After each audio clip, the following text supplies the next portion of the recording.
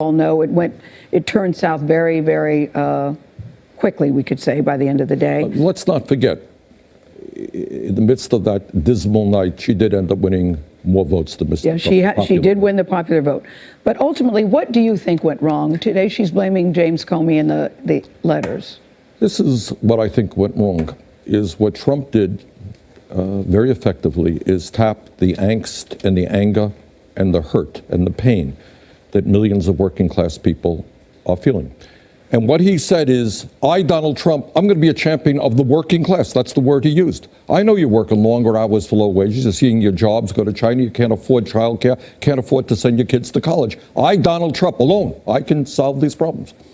Well, what we are going to do, Gail, we're going to hold Mr. Trump accountable. We have all the things that he said. And we are going to say to Mr. Trump, if you have the courage to actually stand up to the big money interest of the billionaire class, if you have the courage to, in fact, develop policies that will improve lives for working people, count us in. I'm going to work with you. You want to rebuild the infrastructure? You want to raise wages? You want to end the disastrous trade policies which send our jobs to China? You want pay equity for women? We're on your side. But are you surprised that a billionaire could connect so well when the Democrats could not? It's a fair question. On the other hand, what you're looking at is a guy who utilized the media, manipulated the media very well. He is an entertainer. He is a professional at that. But I will tell you that I think there needs to be a profound change in the way the Democratic Party does business. It is not good enough to have a liberal elite. I come from the white working class, and I am deeply humiliated that the Democratic Party cannot talk to the people from where I came from. Therefore, that is a stinging indictment. And that indictment just so happens to be true. What I would add is a slight caveat or a slight subsection that makes the point that ultimately the issue here is that you have one party pretending to be two. Now, we shake our fists at the Soviet Union. We shake our fists at Communist China. Oh, those silly fools with their one party. We have reached the pinnacle with two. My case here that I'm making is you really only have one. And this election very clearly shows that for all intents and purposes, what we've been calling two parties is only because we were born into it and we die into it. And that this is our space that we consider a gradation that gives enough difference to be two parties. But does it really? I mean, if you're really looking at the Democratic Party and the Republican Party, for all intents and purposes, their policies and the way they look at the world are very, very similar, if not in many respects the same. There may be issues with identity that we fight over or that they fight over between the parties. But ultimately, if you're looking at the things that really dig in and the material needs of the population, they are only just one. Sanders, in 2016, for the most part, was running as an underdog and was running as an insurgent candidate. When he caught on fire, I don't even thought he could win. And I'm pretty sure that he was inundated with the propaganda just like everybody else and thought that the public is not on board for this and the only thing I can do is push her to the left. He was wrong. And in 2020, he's coming in as such. There is no indispensable quantity in the Democratic Party like there was in 2016, meaning Hillary Clinton. There is no inevitable quantity. You have various political actors who are fighting to win. Joe Biden might be the front runner, but look at this. This is California. Sanders taking the #1 spot. This is Emerson out of Iowa. Biden, 23%. Sanders, 21%.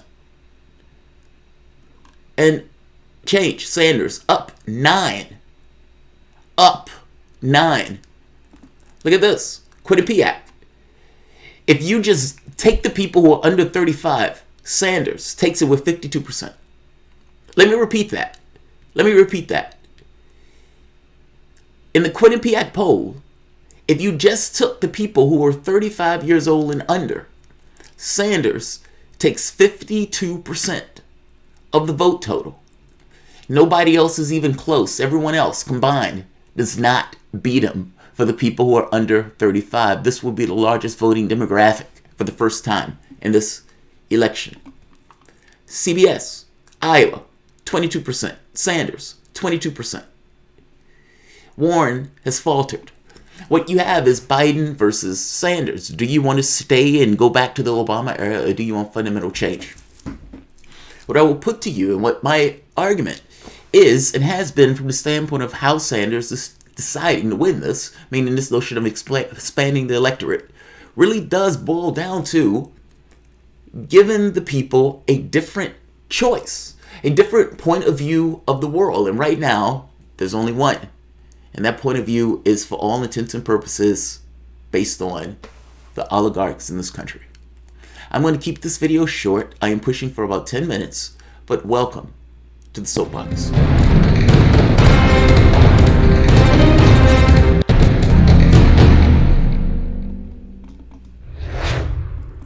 My name is Jamarl Thomas. This is the Progressive Soapbox. Guys, if you dig this content, please like, share, subscribe. You can always support PayPal, Patreon.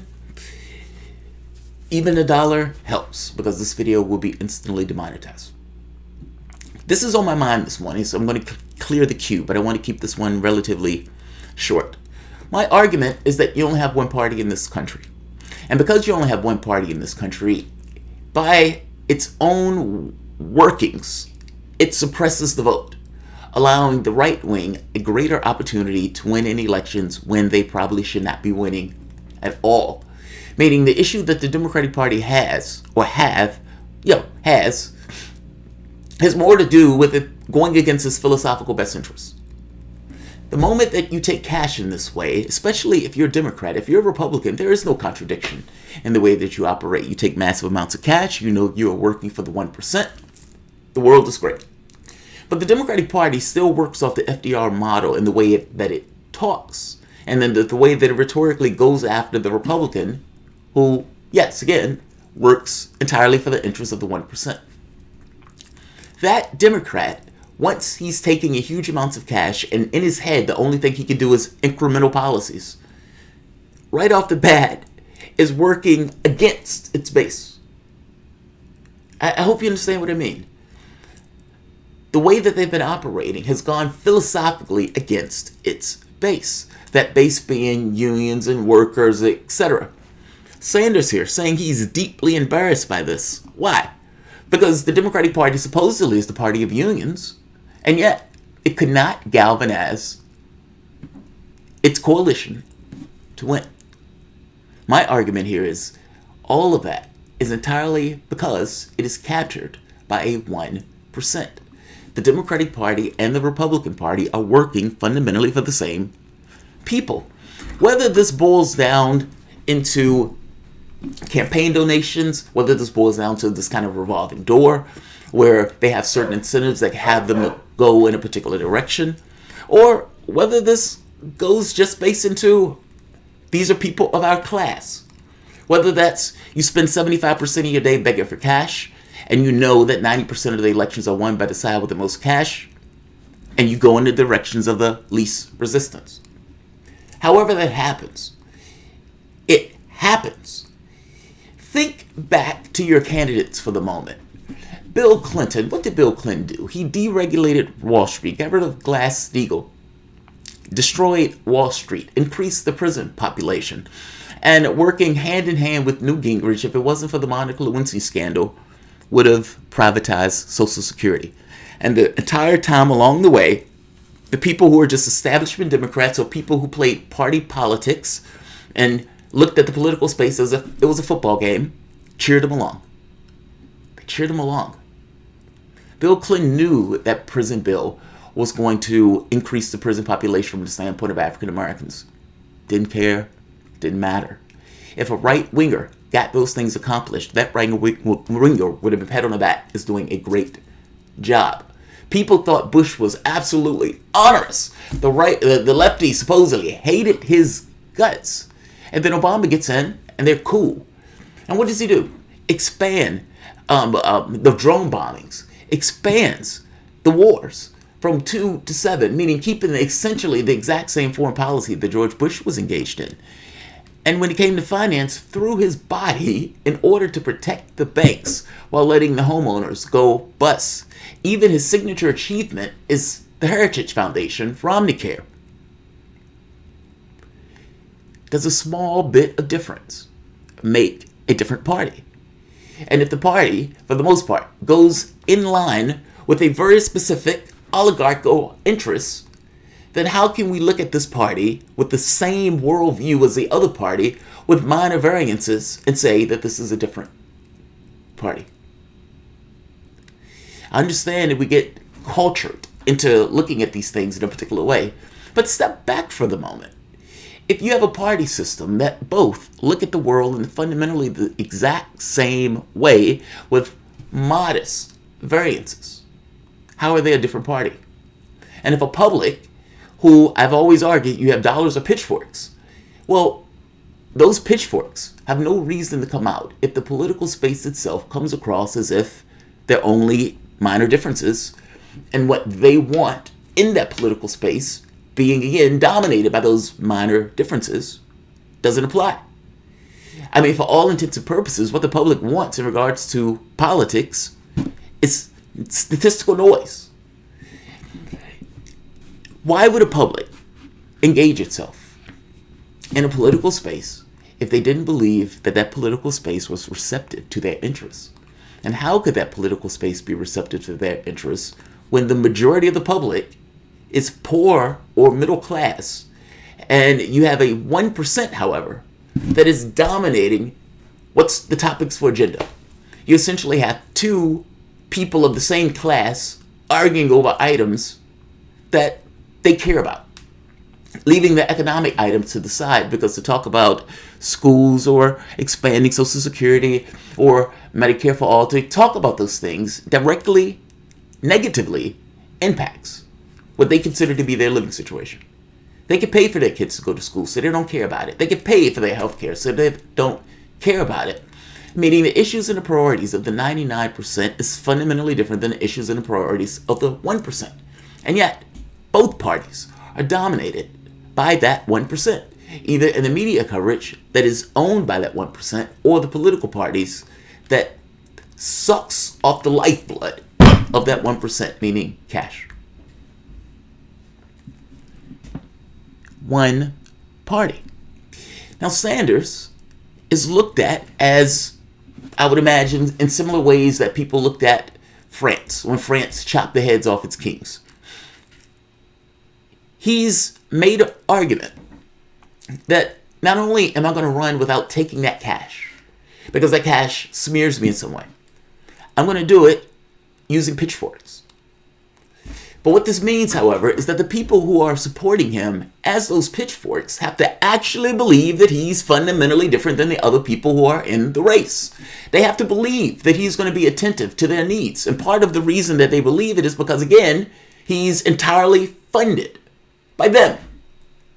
It's the same thing. If we believe that the people who are funding many of these candidates, like Buttigieg, or for that matter, Biden, are going to get their interests attended to because of that funding, then the same thing is true for Sanders. And Sanders is looking at this from a very particular and different point of view of the world than the established order of the parties. He's different. If anything, you can call him an FDR Democrat. He looks at the world in a fundamentally different way, so much so he calls himself a socialist.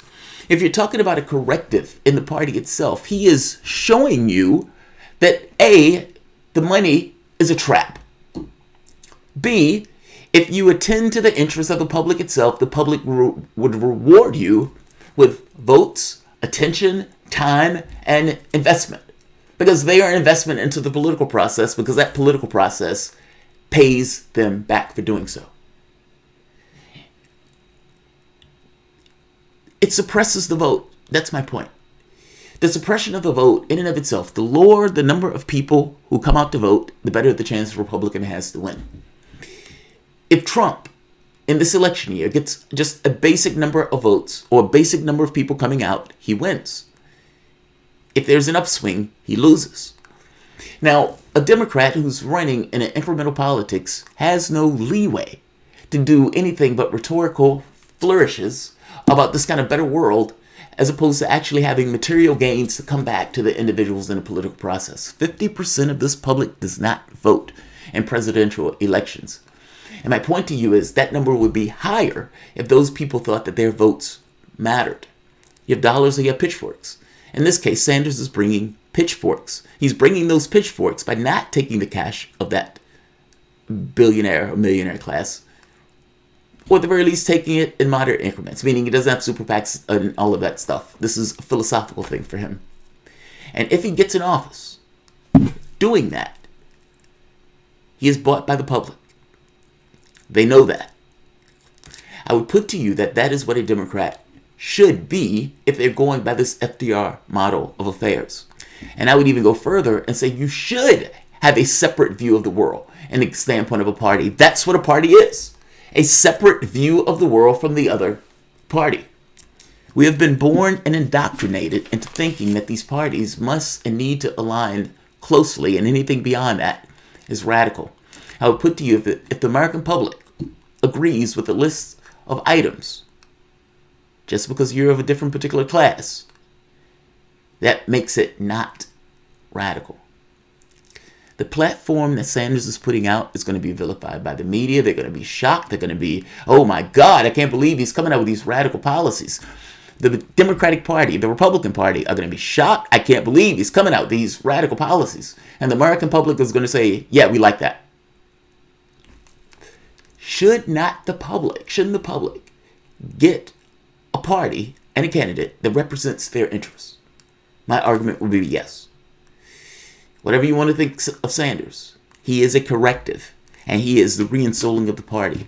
And this notion of expanding the voting bloc, expanding the number of people coming out, he proves to you that that model works. Not that it works all the time, especially if you don't necessarily know the candidate, you don't have any idea of it. He's able to pull this off from the standpoint of just the gravity of who he is. But I would tell you this, in pulling this off from the gravity of who he is, he has the potential to allow down voters, people to get into the political process, even in the House, or for that matter, the Senate, and take out some dinosaurs, especially if the public is on board, they know the guy is authentic, and they are on board for what he's trying to do. This is not a light thing. He is literally trying to reinsole the party and turn it into a party that is an actual party, and not just a co-opted branch of this kind of American oligarchical class. This is different. This is significant. Currently, we have one party. If Sanders has his way, it will be two. The glorious two. Thanks all. Like, share, subscribe.